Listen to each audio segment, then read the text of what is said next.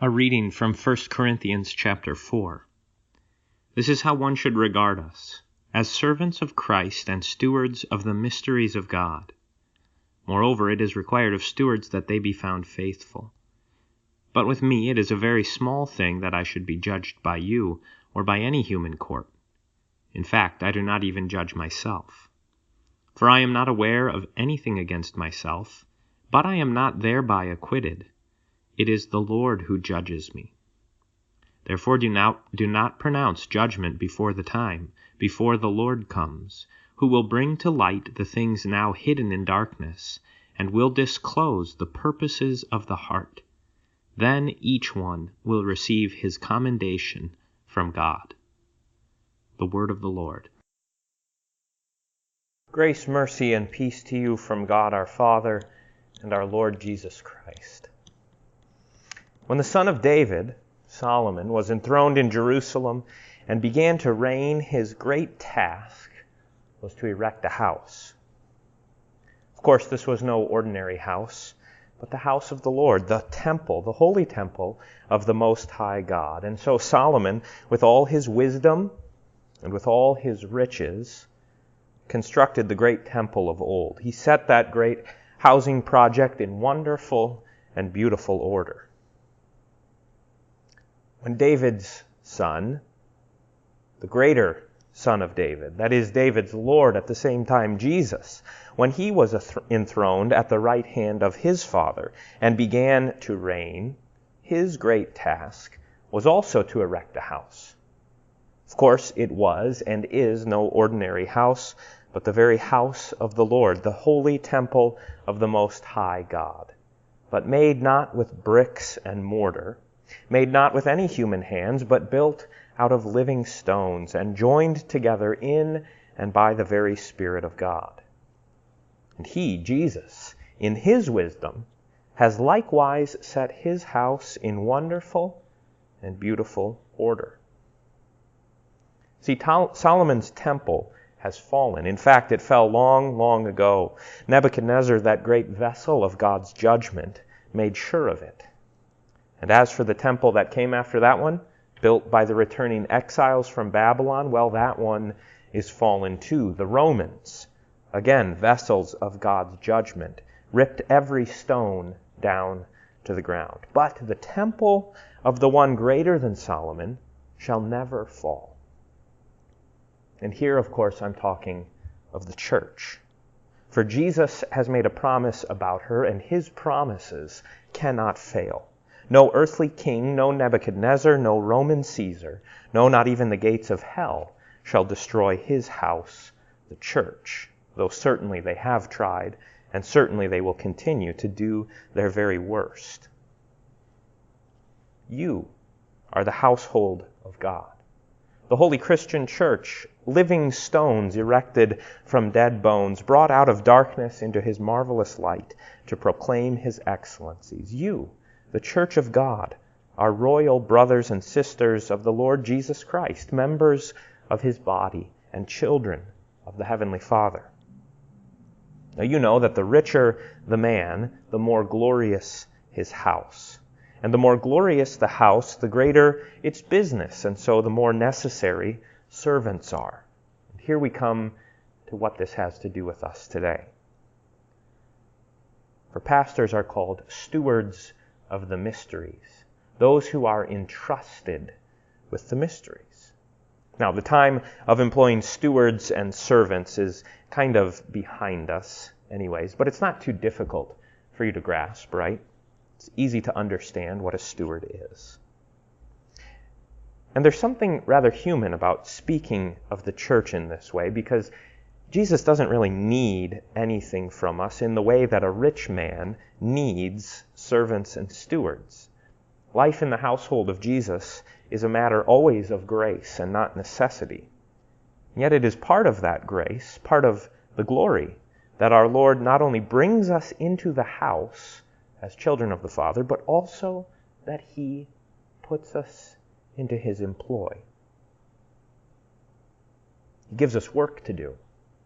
This is what we are gathered to give thanks for today and to pray for. that the Lord Jesus has a household in this world, that he has given us a place in that household, and that he establishes stewards for the work of his house. It's necessary for the harmony of any house that everyone should know their task. So in our epistle reading today, we've heard how St. Paul, guided by the Holy Spirit, inspired, wanted the Corinthians to consider not just himself, the apostle, but he says this is how men ought to consider us, that is, the apostle and his fellow workmen. Willie, it is of utmost importance that you understand yourself and your position, your office in this way. And it is of utmost importance that you, the congregation here, the household of God, likewise understand this office. Because after all, this has to do not just with private matters between Willie and Jesus, but with the public work of God's house. The office of pastor is described in many ways throughout the New Testament. We hear them in the prayers and the hymns today, oftentimes pastor, which just means shepherd and flock, right?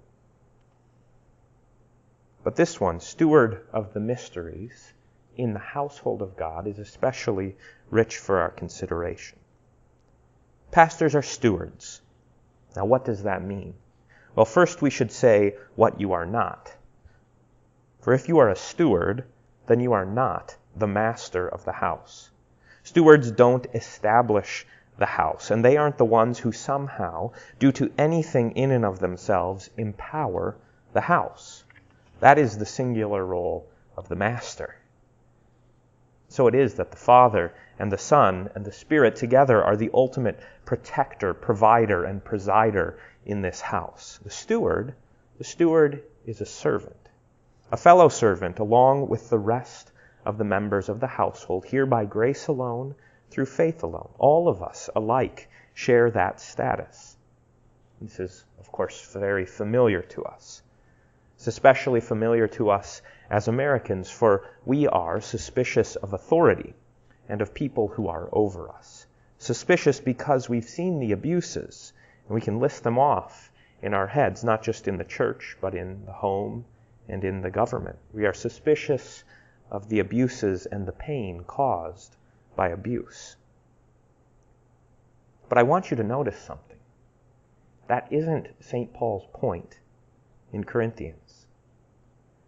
St. Paul emphasizes, what he emphasizes about stewards is not that they are just like everyone else. What he emphasizes is their authority. He emphasizes that the steward is accountable to the master of the house. He isn't the whipping boy of his fellow servants, nor is he beholden to the judgment of them. Now, maybe this causes the hair on the back of our neck to rise a little bit, but it shouldn't. For stewards, yes, are put into positions of authority. They are fellow servants, but their role, their office, necessitates that they have authority and that they be recognized in this way. Jesus, when he spoke of the apostles as stewards, said it this way: that steward is wise and faithful, who gives to each his portion at the proper time. This is why stewards have positions of authority, to give to each their portion at the proper time. And the freedom that a steward has from trying to carry out his task simply to please the rest of the house is not a freedom to do whatever he wants.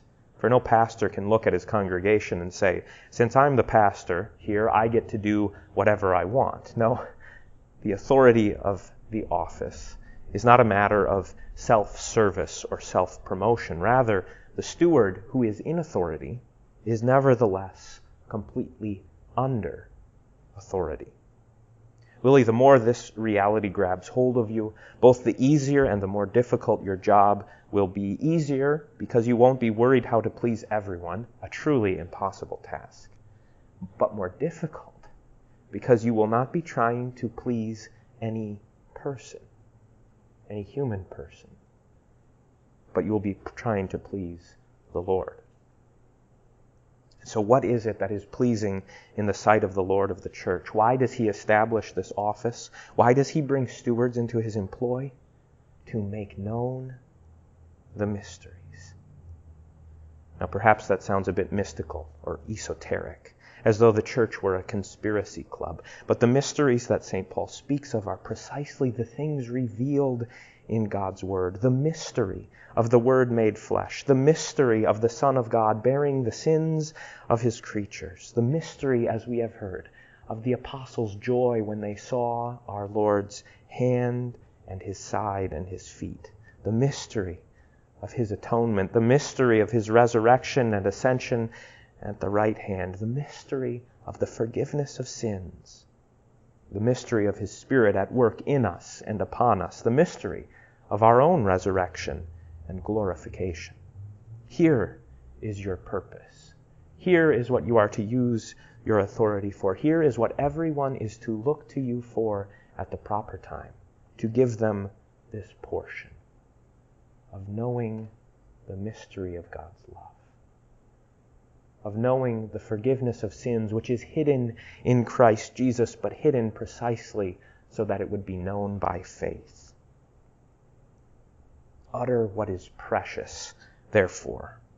Utter what is precious, said the prophet Jeremiah, and it applies here to you. Listen and mark it well, for the household of God the Father is rich.